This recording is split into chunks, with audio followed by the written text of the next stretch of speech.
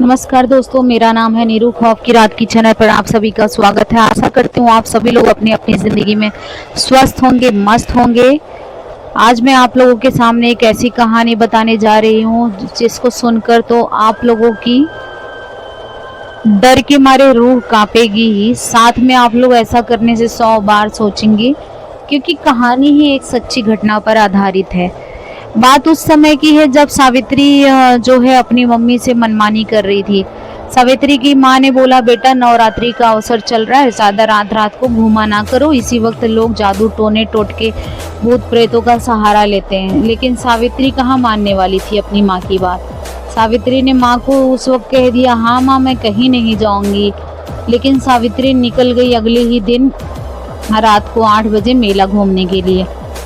सावित्री जैसे ही मेला के लिए अपनी 4-5 दोस्तों के साथ निकलती है, आराम से घूमते फिरते मेले में मिठाई खरीदना, गोलगप्पे खाना, आराम से सभी चीज़ें खरीदती है, खाती है, पीती है, जलेबी, मिठाई, गोलगप्पे, फिर उसके बाद तरह तरह के खिलौने, चूड़ियाँ, फिर ये सब सारी चीज़ें लेते लेते लेते लेते अपने दोस्तों के साथ एकदम मज़ा करती रहती है।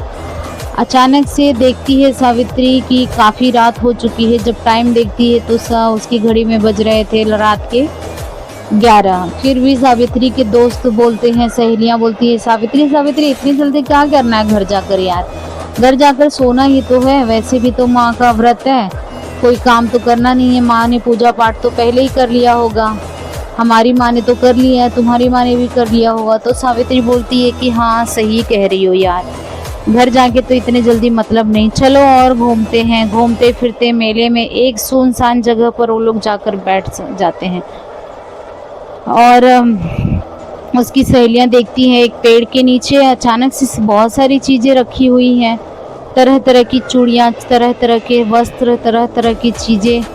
फिर उसकी 2 सहेलियां बोलती है, यार हमने तो मेले से बहुत सारी चीज़ें खरीदी है, लेकिन यहाँ कोई पागल ही है क्या, अपनी नई नई सारी चीज़ें फेंक गया है।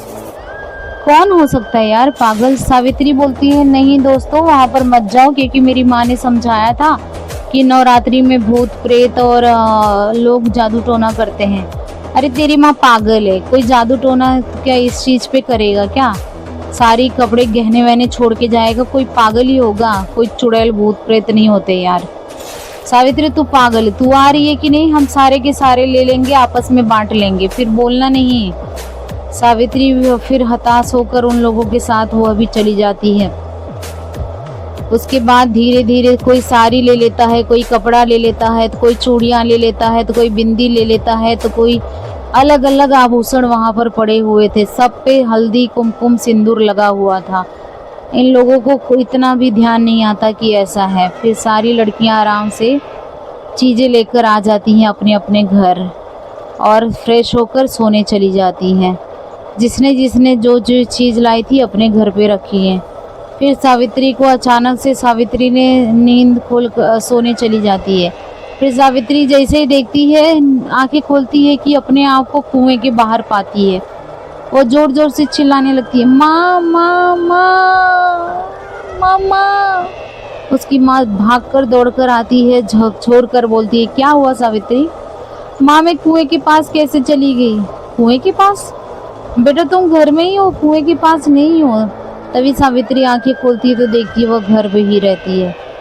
ऐसे एक दिन गुजरा। फिर दूसरे दिन सावित्री को सपने में आया कि वह एक पेड़ के पीछे लटक रही है और उसको आत्माओं ने घेर कर रखा है। इस तरह से सावित्री को हर दिन कुछ ना कुछ खतरनाक सपने आने लगे। सिर्फ सावित्री को नहीं है, उसकी 4 दोस्त सहेलियों को भी अजीबोगरीब सपने उसी दिन से आने लगे जिस रात को उन लोगों ने ये सारी चीज़ें की थी। अब अचानक से सावित्री ना खाना खाती थी ना पीती थी। धीरे धीरे महीनों गुजर गए, लेकिन सावित्री की हालत में कोई सुधार नहीं, ना उसकी सहेलियों की हालत में। तभी दवा ववा कराया सावित्री की माँ ने। काफ़ी दवा कराने के बाद भी सावित्री की हालत नहीं सुधरी।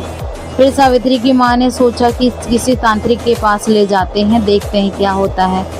तब जब तांत्रिक के पास ले जाते हैं तो तांत्रिक भी घबरा जाता है कि भाई सावित्री पर एक आत्मा नहीं, सावित्री पर 4-5 आत्माओं ने पूरा कैद कर लिया है। कभी वो अपने आप को कहीं पाती है तो कभी कहीं पाती है। आखिर इसके साथ हुआ क्या था। फिर सावित्री की माँ को तांत्रिक बताता है आपके घर में ज़रूर ऐसी कोई चीज़ है जिसकी वजह से आत्माएं आपका घर नहीं छोड़ रही हैं। आप घर में पता लगाइए कोई नई चीज़ सावित्री ने कब लाई और किस दिन से उसकी हालत ऐसी हुई। तभी सावित्री की माँ लेकर जाती है सावित्री को और उसके बाद घर में सारी चीज़ें ढूंढने लगती है, कुछ भी उसको नया दिखता नहीं है। अचानक से सावित्री के कपाट को खोलती है और देखती है सावित्री के कपाट में सबसे नीचे की तरफ एक लाल कलर की साड़ी लगी हुई थी जिस पर हल्दी कुमकुम से पूजा किया हुआ था। सावित्री की माँ बोलती ये साड़ी तो मैंने कभी नहीं देखी, पहली बार देख रही हूँ। अगले ही दिन तांत्रिक के पास सावित्री और उस साड़ी को लेकर जाती है। तभी तांत्रिक बोलता है यही है वो, यही है जिस पर सारी आत्माओं का साया है, भूत प्रेत का साया है। आपकी बेटी जो है आज से 1 महीने पहले नवरात्रि के 8वें दिन निकली थी मेला घूमने के लिए, जिस पर किसी घर के लोगों का बुरा समय चल रहा था, जिसने अपने घर की सारी जो है बलाएं, सारी आत्माएं, सारे जेवर गहने सभी चीज़ों में बांट दी थी। उनके घर की बलाएं तो चली गई, लेकिन जो उस सामान को, उस वस्त्र, उस आभूषण को उठाता उसके घर पर वह बलाएं आ जाती। लेकिन आपकी बेटी के साथ साथ उसकी 4 सहेलियों के साथ भी ऐसा ही हुआ है। आप इस वस्त्र को जाइए जलाकर गंगा में फेंक दीजिए और उसके बाद अपने पूरे घर को गंगा जल से छिड़क दीजिए। उसके बाद जितनी आत्माएं हैं वह चली जाएंगी। तो इस तरह से सावित्री की माँ जो तांत्रिक बोलता है वही करती है। उसके बाद धीरे धीरे सावित्री की हालत में सुधार आने लगती है। तो दोस्तों मैं आप सबसे यही कहना चाहूँगी कि जो बड़े बुजुर्ग बोलते हैं वह एक्सपीरियंस बातें ही बताते हैं और ऐसी घटनाएं आए दिन होती रहती हैं। बच्चे जिद की वजह से मानते नहीं हैं, हर वक्त अपनी मनमानी करते हैं।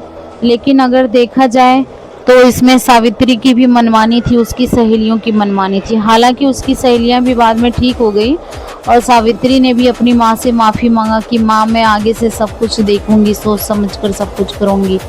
लेकिन अगर उस वक्त आत्माओं ने सावित्री का शरीर नहीं छोड़ा होता या सावित्री का घर, तो आखिर आप ही सोचिए क्या होता। क्योंकि आप जाने अनजाने में बहुत सारी नवरात्रि में जो है काला जादू, आत्माएं, बहुत सारी चीज़ें ऐसी हो जाती हैं जिसकी वजह से लालची लोग जो हैं उस चक्र में फंसकर अपने घर पे मुसीबत ला बैठते हैं। तो आप लोगों से रिक्वेस्ट करती हूँ कि अभी भी नवरात्रि चल रही है और ऐसे जादू टोने, काले जादू होते रहते हैं जिसकी वजह से आप कोई अनोखी शक्ति अपने घर ना लाएं, कोई आत्मा ना लाएं। पैसे की लालच से, कपड़े वपड़े सभी की लालच से दूर रहें। कोई भी अगर आपको अनजान चीज़ कहीं सुनसान जगह पे कुमकुम, हल्दी पूजा की हुई मिलती है तो भले ही वो कितनी भी कीमती हो, आप लोग उस चीज़ को ना उठाइए दोस्तों, क्योंकि उस चीज़ को उठाने का मतलब आपके घर पे सारी मुसीबत आ जाएगी। आशा करती हूँ आप लोगों को जो सावित्री की कहानी सच्ची घटना पर आधारित अच्छी लगी होगी। तो आप लोग इस वीडियो को शेयर कीजिएगा, कमेंट सेक्शन में बता दीजिएगा आप लोगों की राय क्या है। आप लोग विश्वास करते हैं आत्मा में कि नहीं करते हैं। तब तक के लिए धन्यवाद, टाटा बाय बाय, सभी को हैप्पी नवरात्रि।